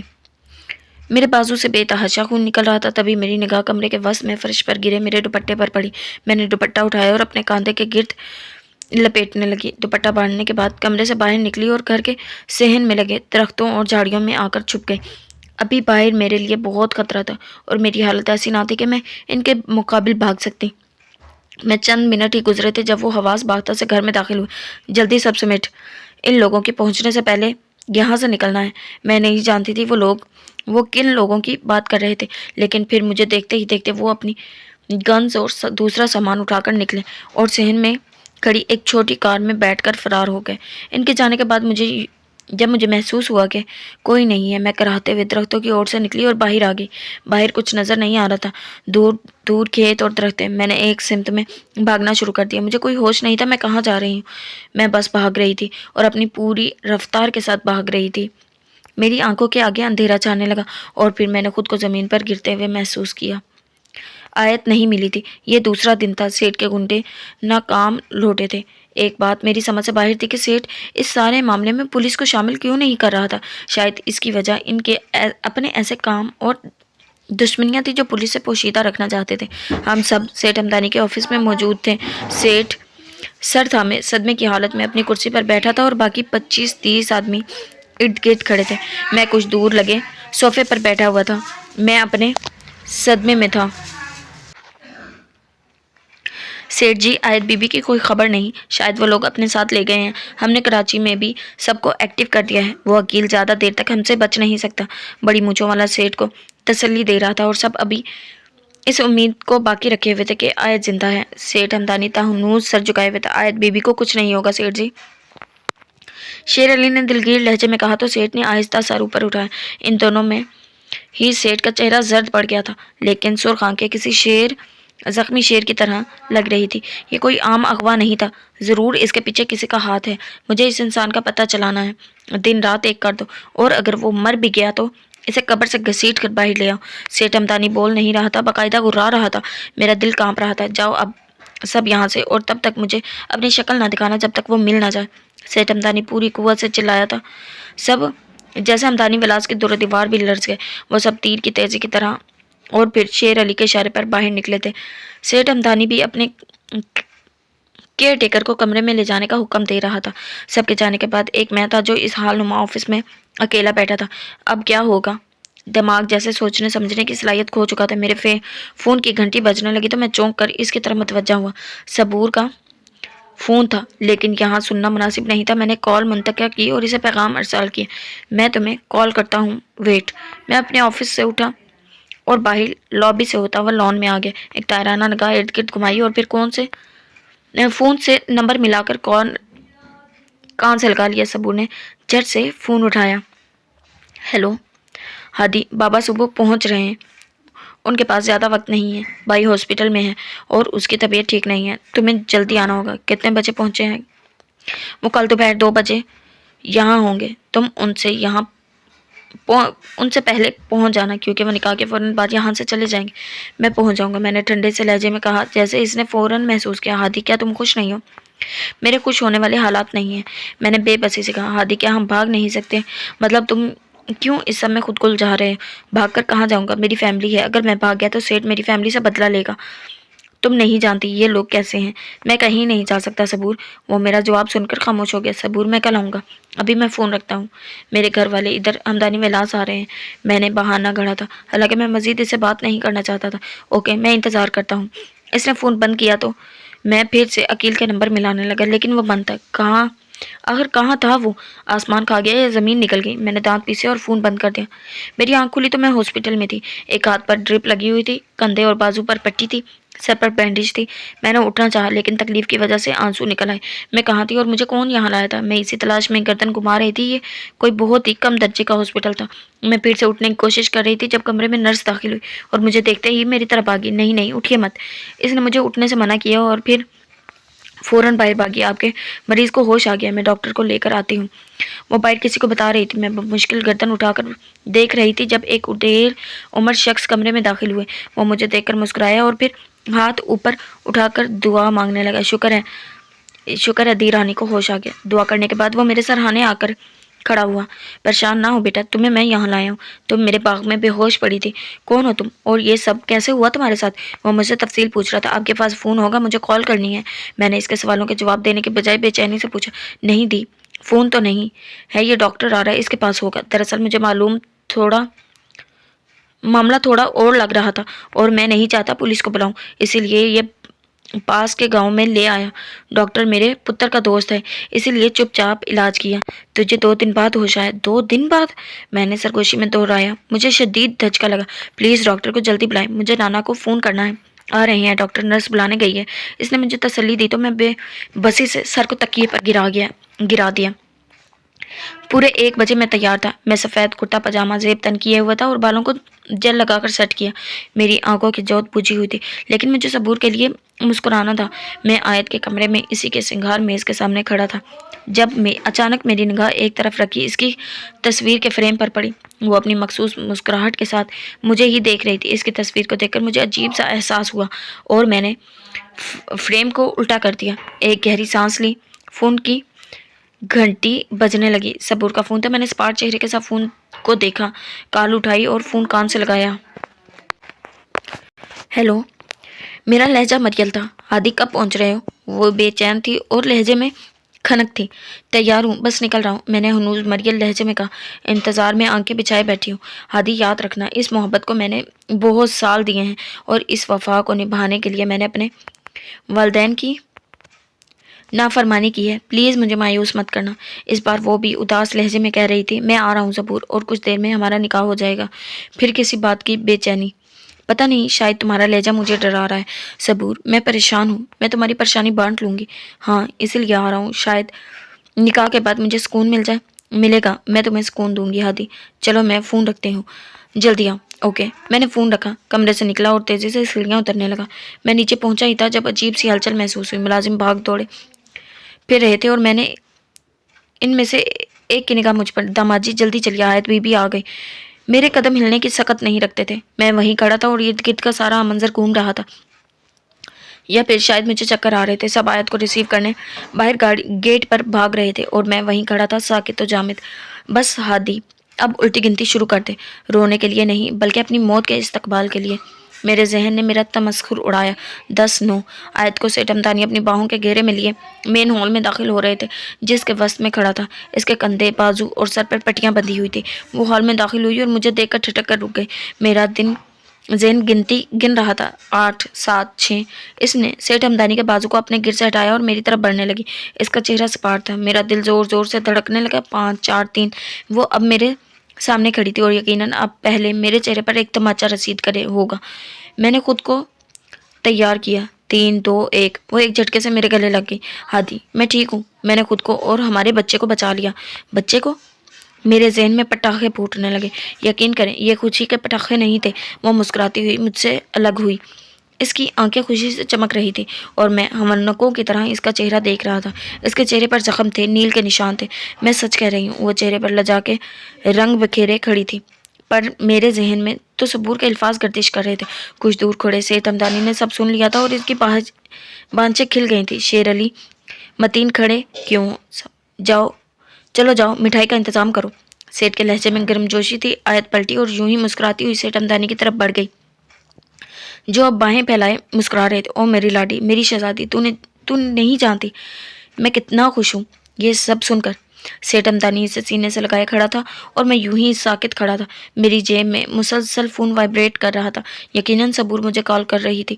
وہ نکاح کے لباس میں تیار میرا انتظار کر رہی تھی اور میں یہاں سامنے آیت پہ نگاہیں جمائے کھڑا تھا۔ وہ میرے بچے کی ماں بننے والی تھی اور یہ جھوٹا رشتہ ایک مضبوط کڑی بننے جا رہا تھا۔ میرے وہم و گمان میں بھی نہیں تھا کہ میں آیت کو اپنی جھوٹی محبت کا یقین دلاتے اس حد تک پہنچ جاؤں گا۔ آیت سیٹ ہمدانی کے گلے لگی مجھے میری طرف دیکھ کر مسکرا رہی تھی۔ مجھے کیا کرنا چاہیے؟ دل اور دماغ ایک جنگ لڑ رہا تھا۔ کیا مجھے صبور کو انکار کر دینا چاہیے؟ نہیں، وہ میرے لیے انتہائی قدم اٹھا چکی تھی اور میں اس کا دل نہیں توڑ سکتا تھا۔ تو کیا میں آیت کو اس حالت میں ادھورا دھوکہ دوں گا؟ میرا وہاں رکنا محال ہو رہا تھا۔ آیت واپس میری طرف آ رہی تھی۔ ہادی، کیا ہوا؟ تم خوش نہیں لگ رہے؟ اس نے بھویں سکیڑتے سوال کیا۔ میں جذب ہوا اور پھر جبراً مسکرایا۔ میں بہت خوش ہوں۔ مجھے یہ سب اپنے گھر والوں کو بتانا ہے۔ میں سب کو یہاں لے کر آتا ہوں۔ مجھے اس لمحے یہاں سے نکلنے کے لیے اس سے اچھا بہانہ نہیں مل سکتا تھا۔ وہ میری بات مسکرائے۔ ہاں تم ان سب کو یہاں لے آؤ، لیکن پلیز کسی کو بھی یہ خوشخبری تم نہیں دو گے، بلکہ یہ گڈ نیوز میں سب کو بتانا چاہتی ہوں۔ ٹھیک ہے، میں ان کو لے کر آتا ہوں، میں نے جبرن مسکراتے ہوئے کہا اور تیزی سے آگے بڑھ گیا۔ جلدی آنا ہادی۔ اس کی بےتابی پر میں پھیکا سا مسکرایا اور پھر تیزی سے بیرونی دروازے کی طرف بڑھا۔ میرا ذہن پھٹ رہا تھا اور فیصلہ بہت مشکل تھا۔ ایسا کون تھا جس سے میں اپنی یہ ساری حالت راز کا ذکر کرتا اور پریشانی کا حل مانگتا؟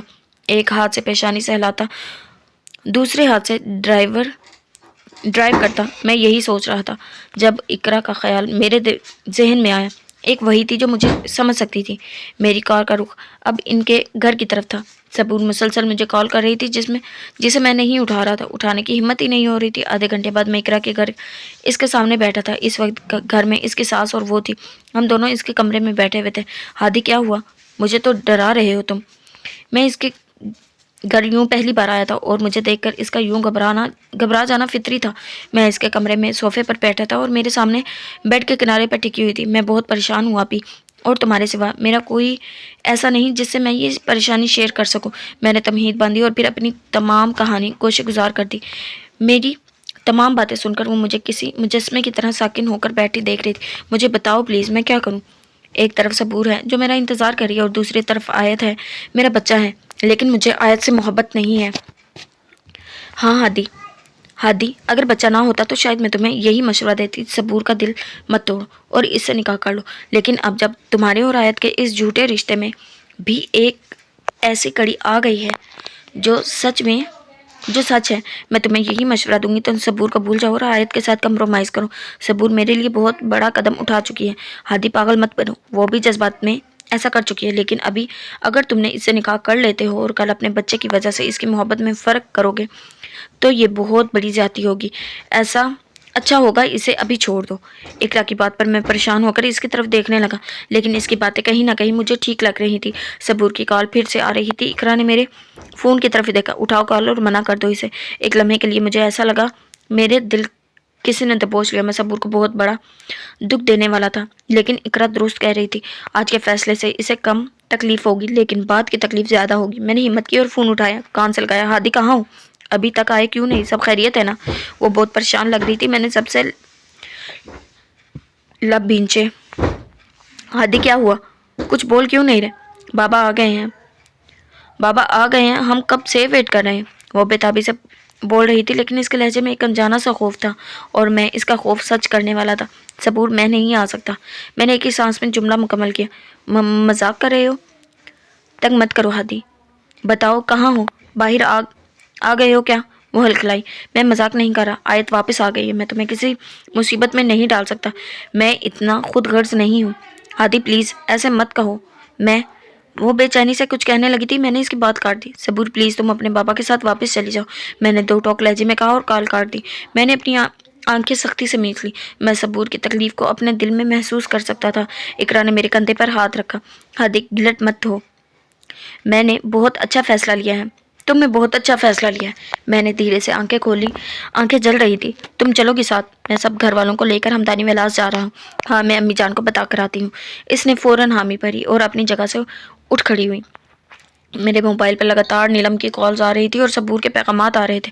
ظاہر سی بات تھی وہ یہ سب کیسے برداشت کرتی۔ وہ منتیں کر رہی تھی، رو رہی تھی، نیلم بار بار کال کر رہی تھی۔ میں نے ایک گہری سانس خارج کی، سینے پر بوجھ تھا، گلے میں آنسوؤں کا گولا اٹک رہا تھا۔ میں موبائل کو آنکھوں کے سامنے کیے بیٹھا تھا اور پھر میں نے اس کے اور نیلم کے نمبرز کو بلاک کر دیا۔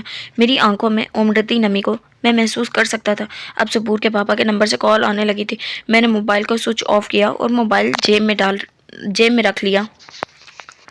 زندگی ناقابل یقین لمحات سے بھری ہوئی ہوتی ہے۔ کچھ ایسے لمحات اور ایسے پل ہوتے ہیں جو ہمیں اندر سے کھوکھلا کر دیتے ہیں، پھر چاہے ہم کتنے ہی مضبوط کیوں نہ ہوں۔ کبھی جو ہم نے کسی پر یقین کے مضبوط قلعے تعمیر کر رکھے ہوتے ہیں، وہ در حقیقت ان کی بنیادیں ریت کی ہوتی ہیں، اور جنہیں قلعوں کی بنیادیں ریت کی ہوں وہ آسمان کو بھی چھوٹنے لگے تو بھی کسی طوفان کی زد میں آ کر زمین بوس ہوا کرتے ہیں۔ میں ایسی بوسیدہ ہسپتال کے کمرے میں بیڈ پر لیٹی ہوئی تھی اور وہ دھیڑ عمر شخص میرے قریب بیٹھا تھا۔ دروازہ کھلنے کی آواز کے ساتھ ہی کوئی اندر داخل ہوا تھا۔ لورڈ ڈاکٹر آ گیا۔ مجھے اپنی آنکھیں मुझे चंद सेकंड ही हुए थे जब पास से इस उधेड़ उम्र शख्स की आवाज़ सुनाई दी। मैंने आहिस्तगी से आंखें खोली तो दो हम उम्र 28-29 साल के लड़के मेरे सरहाने आन खड़े हुए थे, जिनमें से एक के गले में स्टेथोस्कोप था। धीरानी, ये मेरा बेटा अमजद है और इसका इसी का दोस्त है ये डॉक्टर। इस बुजुर्ग ने नर्म लहजे में डॉक्टर के साथ खड़े लड़के का तारुफ करवाया। लड़की मेरे करीब आकर मेरी कलाई थाम चुका था। डॉक्टर, मुझे मोबाइल चाहिए, मुझे अपने घर जाना है। जी मैं बात करवाता हूँ, आप परेशान ना हो। ये बताएं कैसा फील कर रही हैं? डॉक्टर ने नरमी से कहा और पास खड़ी नर्स को इशारा किया। वो हाथ में पकड़ा नोट पैड और फाइल लिए पास आ गई। मैं ठीक हूँ, मुझे बस यहाँ से जाना है, मेरे घर वाले परेशान होंगे। आपका नाम पूछ सकता हूँ? वो मेरी बातों को नज़रअंदाज करता नोट पैड पर कलम घसीटते हुआ मुझसे पूछ रहा था। मेरा नाम आयत है, मैं सेठ ताज हमदानी की नवासी हूँ। आप ये सब फॉर्मेलिटी बाद में अदा कर लीजिएगा, पहले मुझे फ़ोन दे दें, मुझे मेरे नाना को कॉल करनी है। मुझे कुछ भी अच्छा नहीं लग रहा था। मैं जल्द अज जल्द नाना अभी से बात करना चाहती हूँ। मिस आयत, आपके लिए एक बुरी खबर है, डॉक्टर ने इंतहाई आहिस्ता और नादिम लहजे में कहा। मैंने हैरत से बविस केड़े एक नज़र इसकी तरफ देखा और फिर अपने पूरे जिस्म की तरफ। मुझे क्या हुआ? मुझे इंतहाई अफसोस है ये कहना पड़े, इस हादसे के दौरान आपका मिसकैरेज हो गया है। अर्ली प्रेगनेंसी थी जो सरवाइव नहीं कर सकी। क्या? हैरत के शदीद झटके के साथ एक दुख था जो मुझे झंझोड़ गया था।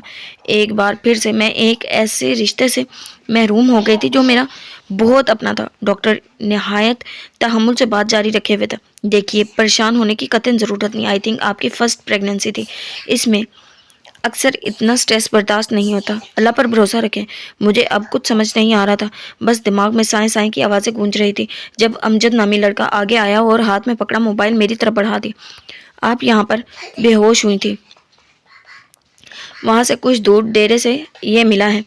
वैसे तो वो डेरा हमेशा बंद ही रहता है, लेकिन इस दिन खुला था। मैं और मेरे दोस्त अंदर चले गए, वहीं हमें घास में गिरा ये मोबाइल भी मिला था। मैंने इसे चार्ज किया, शायद आपकी कुछ मदद कर सके। मैंने झपट कर इसके हाथ से मोबाइल छीना। मोबाइल पुरानी तर्ज का था और किसी किस्म का कोई लॉक नहीं था। इस स्क्रीन पर एक जगह से टूटी हुई थी। ये मोबाइल यकीनन इन अगवाकारों में से किसी का था जो हड़बड़ाहट में वहाँ लॉन में गिर गया था। मैंने मोबाइल का बटन दबाया तो स्क्रीन खुल गई। सबसे पहले मैं कॉल लिस्ट में गई थी और पहले ही नंबर पर निगाह पड़ते ही जैसे मुझे मेरा अपना सांस बंद होता हुआ महसूस हुआ। यह हादी का नंबर था और इस नंबर से कॉल का सिलसिला पिछले 3 दिन से ही नहीं बल्कि इससे पहले का भी था। हादी क्यों इसे फ़ोन करेगा? मैंने कॉल लिस्ट बंद की और जल्दी से पैगामात को खोला और जैसे जैसे मैं पैगामात देखती गई मेरी आंखें फटने के हद तक खुली हुई थी। ये सब हादी ने कराया था। गुज़श्ता लम्हे एक एक करके मेरी जहन में गर्दिश कर रहे थे। हादी का होटल में गार्ड्स को ले जाने से मना करना, इसके बाद बहाने से इसे अकेले वॉशरूम की तरफ ले जाना, जैसे कड़ी से कड़ी मिलती गई और मेरा जहन चकरा गया। डॉक्टर, क्या मुझे एक कॉल के लिए फ़ोन मिल सकता है? मुझे अपनी ही आवाज़ किसी खाई से आती हुई महसूस सुनाई दी। डॉक्टर ने मुझे अपना फ़ोन दिया तो मैंने नाना बी के बजाय पहले अपने लिए मुख्तस किए ख़ास गार्ड्स को फ़ोन किया। मुझे इन पर भरोसा था। कुछ देर बाद ही मतीन और इसके साथ एक गार्ड किसी को भी इतला दिए बिना यहाँ मौजूद थे। मैंने इसे धेड़ उम्र शख्स और इसके बेटे को भारी रकम अदा की और मतीन को लेकर अपने फार्म हाउस पर आ गई। यहाँ आकर मेरा शक यकीन में बदलने लगा। फार्म हाउस पर हादी के दोस्त बनकर आने वाले वही आदमी, वही अगवा करने वाले गुंडे थे। मैंने हादी की तमाम कॉल हिस्ट्री निकलवाई तो कुछ इंकशाफात ने मुझे मेरा दिमाग घुमा दिया। हादी आज दोपहर को इसी लड़के से निकाह करने जा रहा था जिसको वो अपनी दोस्त बताता था। मेरा सारा गुरूर चकनाचूर हो चुका था। मैं जो ये समझती थी मैं हादी को पा लिया है, इसका दिल जीत लिया है, ये सब मेरी गलत फहमी थी। वो ना कभी मेरा था और ना हुआ था। मैं अगर चाहती तो अभी और इसी वक्त हादी को इन तमाम सबूतों समेत जेल करवा सकती थी या नाना अभी को खबर दे सकती थी, इसी जान से भी मरवा सकती थी। लेकिन मेरे अंदर उबलने वाले लावे ने मुझे ऐसा कुछ भी करने से रोक दिया। मुझे घर जाना था और इससे पहले हादी इस लड़की से निकाह करता है। मुझे इसे रोकना था। और वाकई ही मैं जब हवेली पहुंची वो बस निकाह के लिए निकलने वाला था और ये वो लम्हा था जब मैं चाहती तो गोली इसके सीने के आर पार कर देती। लेकिन अब ये मोहब्बत ज़ख्मी मोहब्बत का रूप धार चुकी थी। क्या क्या नहीं किया था मैंने हादी के लिए, लेकिन वो मेरा नहीं हुआ। मैं इसकी तरफ बढ़ रही थी और इसकी आंखों से झलकता खौफ साफ वाज़ा हो रहा था और फिर मैं इसके गले लग गई। हादी, मैं ठीक हूँ, मैंने खुद को और अपने बच्चे को बचा लिया। इसके चेहरे पर उड़ती हवाइयाँ मुझे पुरसुकून कर रही थी। मैं जानती थी ये झूठ था, लेकिन इस लम्हे इसे खुद से خود نکاح سے انکار کرنا تھا، اور اگر وہ انکار نہ کرتا اور اس لڑکے سے شادی کرنے پہنچ جاتا تو میرے گنڈے جو پہلے سے ہی اس لڑکی کے گھر کا پہرا دے رہے تھے ہادی سمیت اس لڑکی کو بھی زمین میں گاڑ دیتے۔ میں آیت ہوں، آیت قاسم ہمدانی۔ میں نے زندگی میں سب کچھ ہونے کے باوجود محرومیاں دیکھی۔ میں نے قریبی رشتوں کو کھو دیا۔ پہلے ماما پاپا کو الگ ہونے سے نہ روک سکی، ماما کو اس دنیا سے جانے سے نہیں روک سکی، اور پھر بابا کو دوسری شادی سے نہیں روک پائی۔